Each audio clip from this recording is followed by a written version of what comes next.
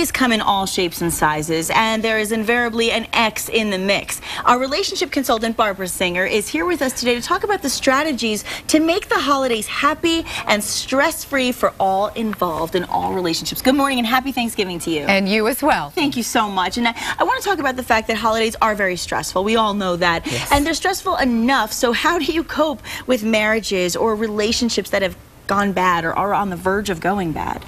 Well, it's very important to remember that the holidays are stressful for everyone, not just you. Right. And so you have to keep in mind that everybody may have a little bit more unusual acting out or behaviors. Okay. People might call it like old girlfriends, old boyfriends. People kind of call from the past. From being lonely?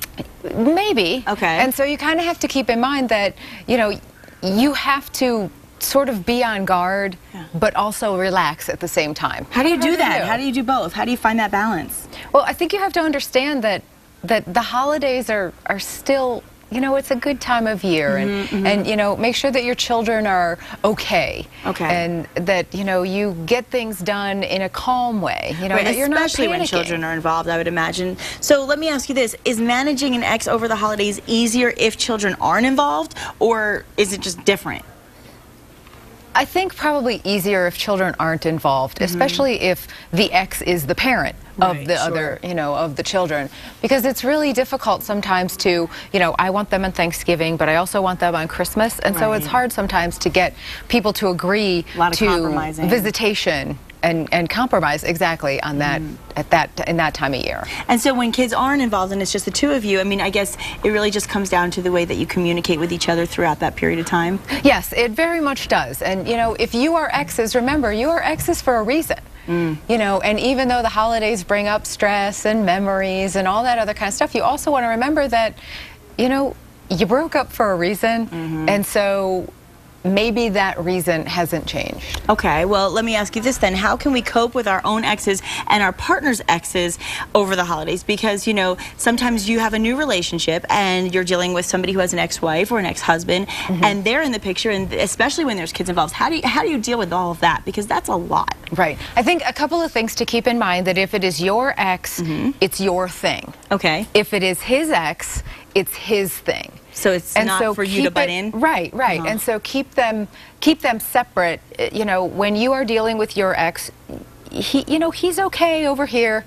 And then when he has to deal with his ex, that just sounded. I can see all the exes going, oh god.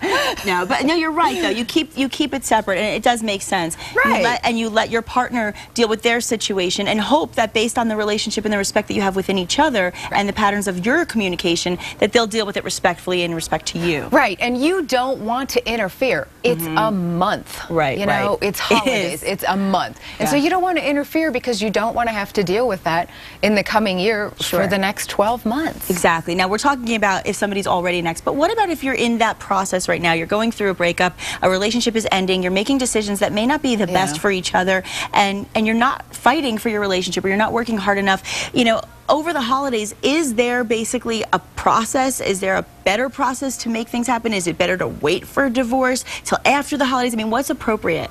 Well, I think that if you're in the middle of a divorce or a separation, or, you know, the ex has moved out, I think it's very important to, you know, kind of stop with the drama and put it on the back burner for, you know, for a month, you know, and then you guys can go and fight January 2nd, you know, but just take a time out, you know, focus on your kids and focus on, you know, the holidays and the interest and the fun and family. All that excitement. And I think family plays a big part as well, because if you are in a marriage or you're in a relationship, you know, you both have to deal with the fact that each family wants you to be with each family.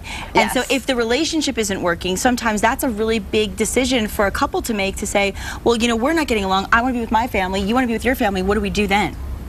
What do you recommend? Right. If you are in the middle of a breakup and everybody wants to be with their own family, I think that's probably okay. And actually probably best. Because if the, you know, if your significant other's family is upset or doesn't like you, or now there's all that drama revolving around the split up, you know, you just kind of want to separate, go your separate ways, and just breathe. Right. You know, just relax. That's good advice. Just take the time to breathe and figure it out. And so let me ask you, how can we make our new, let's say we're in a new relationship and the ex is around. Let's say it's one of those great relationships where you're still friends with the ex. Like we talk about Demi and Ashton breaking up. She used to have Bruce always around. I mean, how do you make the new partner feel comfortable with the ex?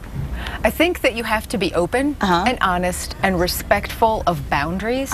You know, when you enter into a new relationship, no matter how close you were with your ex, still your ex. Right, right. And so you want to make sure that, you know, you have fair, consistent boundaries. Yes. You know, and you want to include your new partner in conversations with your ex so that there's no jealousy and so it doesn't feel for your new partner like you're sneaking around. Exactly. Well, if there aren't children involved, then when should we just say goodbye and move on? I mean, what's the best way to do that from an ex-spouse?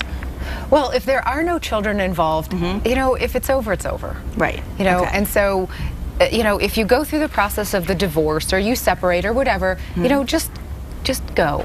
You know, you've left the relationship for a reason, and if there's no other partners involved, no children, you know, it's okay to just say, you know what, it was nice knowing you, but you know, I gotta So how go. do you just quit? I mean, how do you resist that temptation to make those holiday calls and say, you know what, it's the holidays, I'm thinking about you? How do you resist that temptation, and how do you deal with those feelings?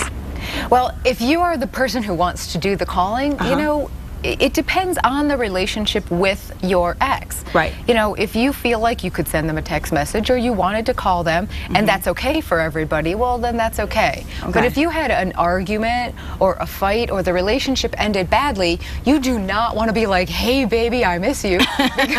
It confuses things. Yeah, it confuses things. And then it makes you, the caller, feel really bad. And rejected sometimes, too.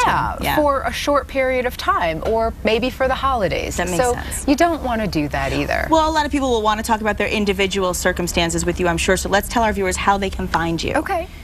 They can find me at Santa Fe Zen, 505-216-6770. Or you can check me out on the website, santafezen.com. Fantastic, and thank you so much, and hopefully we all have something to be thankful for today, and we can be thankful for having better relationships. Yes. Yeah, I like that. Happy Thanksgiving. Thanks for being here. We'll be right back.